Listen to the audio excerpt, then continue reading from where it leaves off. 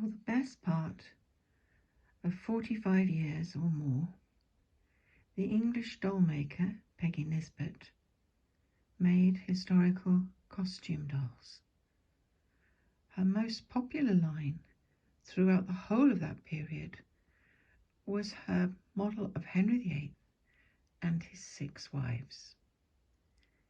This video is about those dolls and about how you tell the difference between them, especially if you haven't got a label. In fact, there were 2 series of Henry VIII and his 6 wives. The first one, the historic series, or the standard series, you can identify because every single one has the same doll type face. This is one. Here's some more.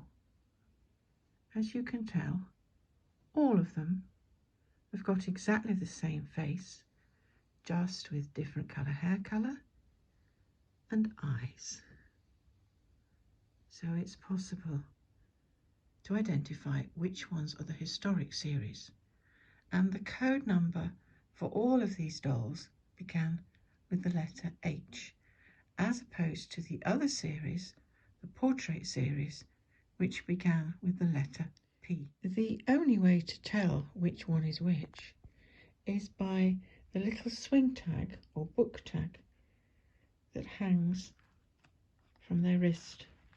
And this one, as you can see, I don't know if you see the H217, Anne Boleyn. But what happens if that tag is missing?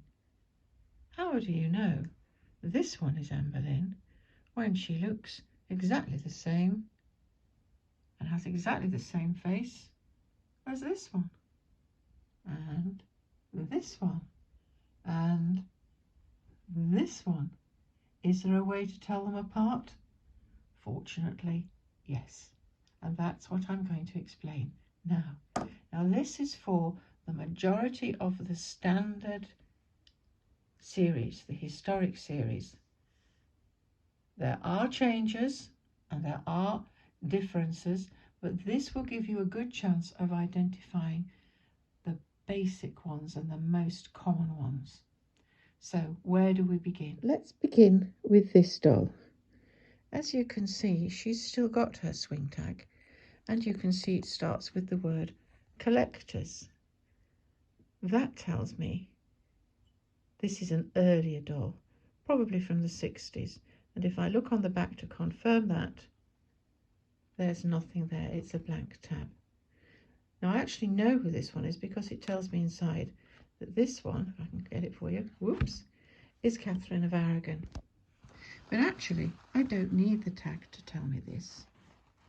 I can tell it by other ways. Firstly, she's got reddish hair. Now, unlike everything that happens on the films, where they tend to give Catherine of Aragon, the first wife, a Spanish look because she came from Spain, the real Catherine of Aragon already had some connections with England, and so she already had Tudor type colouring with the reddish hair. But in addition, you can also tell because she's clearly wearing a gable hood with that sort of look of a roof above her. That she is the only one who appears to have this of all the dolls. She's got a cross round her neck. She's got turned back sleeves, but the big difference between her and all the others is her main dress. If you compare her to one of the other dolls, like this, you can see she has a gap in her skirt. Can you see?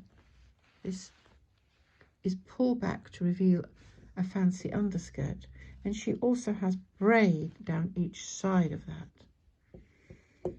That is not the case with Catherine of Aragon. Her skirt is complete. And not only that, she has a train at the back and a central seam down the back, which is where this dress was sewed. So I think it's quite easy to see Catherine of Aragon and to identify her because she looks so very, very different. And just to prove it to you, let's have a look at another one. So here's another Catherine of Aragon.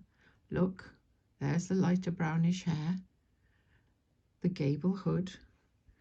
She's got white fur, and I do tend to find in most cases that if they've got white fur sleeves, they tend to be one of the first 3 wives. And again, no slit in her skirt, it's one complete seam. So I think it's actually quite easy to identify Catherine of Aragon in the historic series. Another one that's really, really easy to identify is Anne of Cleves. Now, for a start, unlike the others, she wears a cap, and the fabric tends to be, though not always, a dark reddish brown, really rich, with bands of gold and braid across her sleeves and down the front of her skirt. And if I look under her skirt, she has a yellow underskirt. Something else is different about Anne of Cleves too. She has no train. So I think she's so different from all the others. I think she's actually really, really easy to identify. So that's Anne of Cleves and Catherine of Aragon, easily identified. And there you can see her number H222. There is, however, one thing very interesting about this particular doll, and that is her swing tag is red. Now, Peggy Nisbet's husband had inherited a property in the Scottish borders, and there they used to make dolls for the Scottish market, and they always used the red tag for them. Now, I'm not aware of any connection that Anne of Cleves had with the Scottish market, but there she is with a Scottish tag.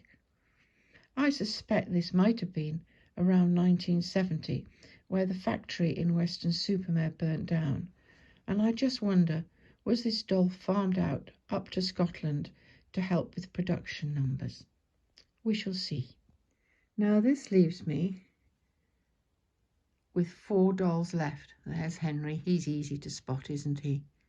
So we've got one there. You can probably guess who she is already. But what about the one at the back with the black hair? And here's another one with dark hair, and another one. And one with blonde hair, and another one with dark hair. Well, only one with blonde hair, and she's got light fur sleeves. Well, that's a pretty good guess that that's going to be Jane Seymour, because the one thing we do know about Jane Seymour is that she was very, very pale. So let's bring this doll over. That's here. So here she is, her light hair. She's wearing pink dress with gold braid down the slit to show a golden petticoat. There's her label, and look, it's got the word collectors on the top and a blank back. So we know this is an early label.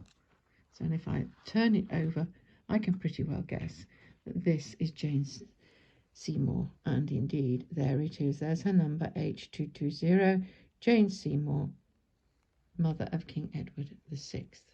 So I can tell her by her blonde hair, and she's usually in pink and gold. Not always, but the vast majority of the standard range, the historic range, she's wearing something in pinks and golds. So I can pretty much guess that's her. Now, this one is also pink and gold with a light fur sleeve. But her hair is dark. This one is a real puzzle to me. I don't know who she is. She's one I can't identify. I suspect this outfit was meant to be for Jane Seymour, and somehow it's got switched with somebody else.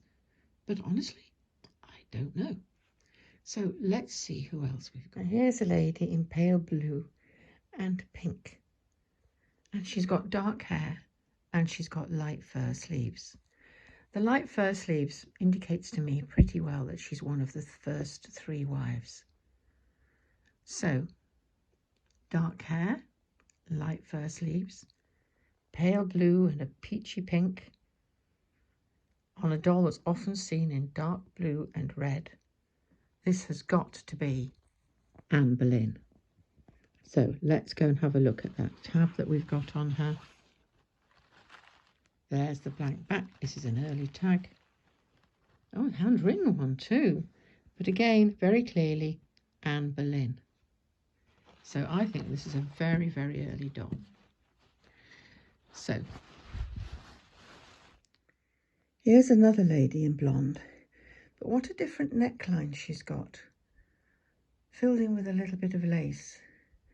Her dress is very dark, almost black, or dark slate grey, and decorated with gold braid. Now there's one doll who tends to be done with light hair, but is invariably in a dark dress, and that is Catherine Howard. So I know this is Catherine Howard, but look how different that neckline is to the others. The others have all got a square neck, but Catherine doesn't. So again, it's not too difficult to see her. So that leaves me with the last wife. And she invariably comes with dark fur sleeves. Now there is an exception to this, because sometimes the historic range of Katherine of Aragon has dark fur sleeves. But in the rest of the historic range, invariably, if it has dark fur sleeves like this, and if the dress is a purpley blue, a rich colour, then the doll you've got is, of course, the very last wife, the one that everyone remembers that survives, which is Catherine Parr. Though, of course, in reality, in historic terms, it was Anne of Cleves who outlived them all. Clever girl, that. So, have you got an idea now how to identify them? Well, here's a few to test yourself on. Here's another early doll. Look, it's got the word collectors on it, which wasn't there on the later labels. And if I go around the corner, it tells me this is Catherine Parr. But her colouring's quite different. It's not like the others.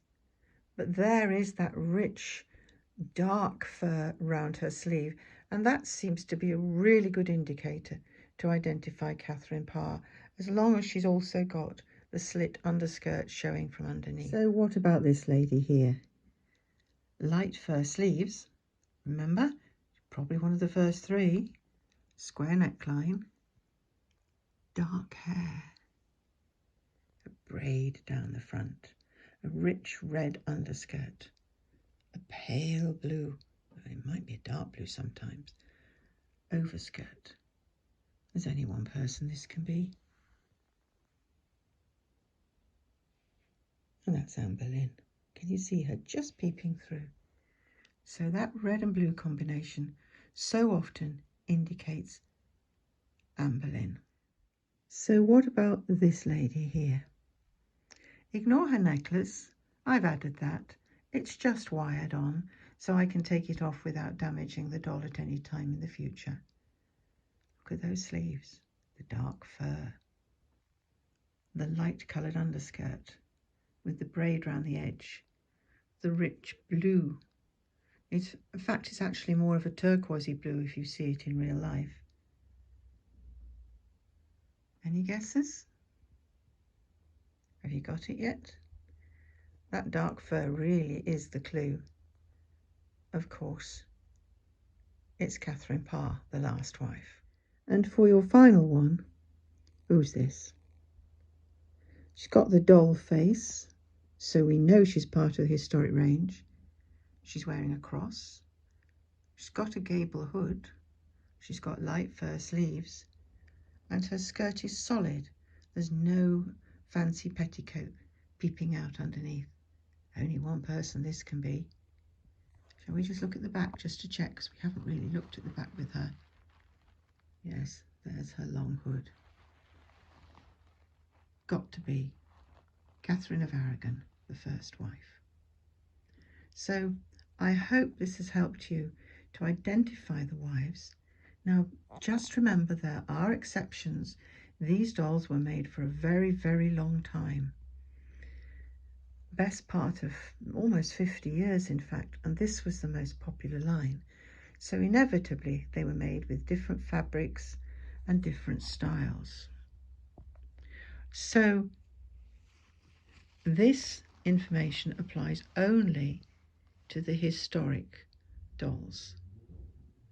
I will do a separate video on the portrait ones, the portrait wives of Henry VIII, which do look rather different, but I hope this helps you. Best wishes, they are beautiful dolls.